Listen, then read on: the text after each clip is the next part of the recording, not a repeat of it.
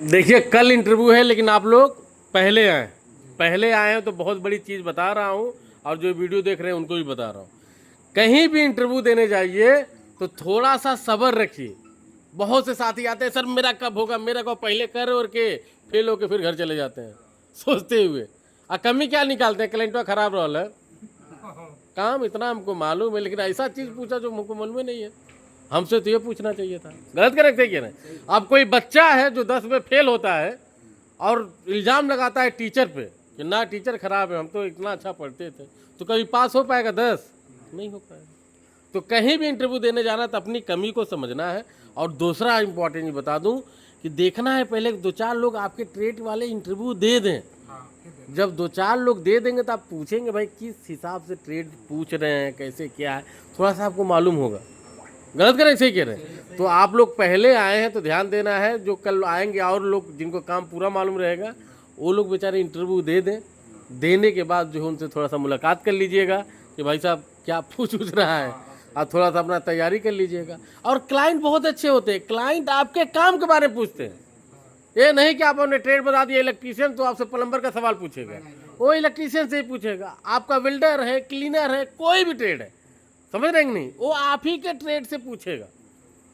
तो ट्रेड में भाई सबको पूरा काम नहीं मालूम है, समझ रहे हैं नहीं? तो जो काम मालूम है पहले तो क्या क्लाइंट क्या पूछता है, किसी भी इंटरव्यू में जाइए कि आपका नाम क्या, अपने बारे में बताइए।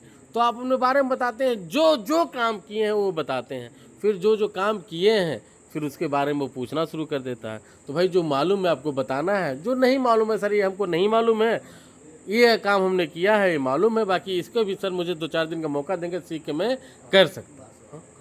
अब पता चला क्लाइंट है, एक सवाल पूछ रहा है, हाँ सर मालूम है, जवाब भी नहीं दे पा रहे, गोल गोल घुमा रहे।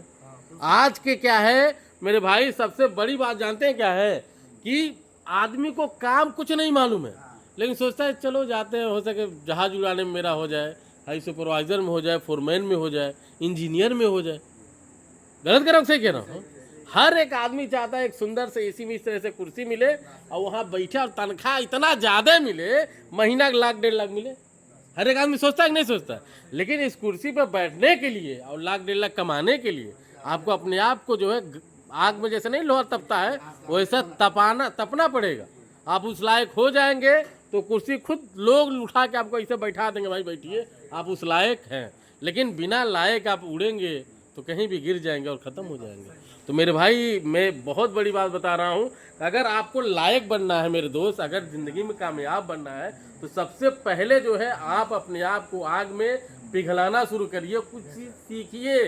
आज आपसे पूछा जाए क्या करते हैं, आपको पूरा काम कुछ नहीं मालूम है, आप थोड़ा सा 2 दिन इलेक्ट्रीशियन के साथ किए हैं, 4 दिन प्लम्बर के साथ किए हैं, तो आप अपने आप को वही ट्रेड वाले समझ लेते हैं। तो आप अपने आप को पहले समझिए, अच्छे से समझिए कि आप हैं क्या, कौन सा ऐसा काम है जो आप पूरा कर सकते हैं। जिस दिन इस सवाल का जवाब आपको मिल जाएगा आप कामयाब हैं। इंडिया में भी 2 पैसा कमाएंगे और विदेश में नहीं कमाएंगे, कमाएंगे।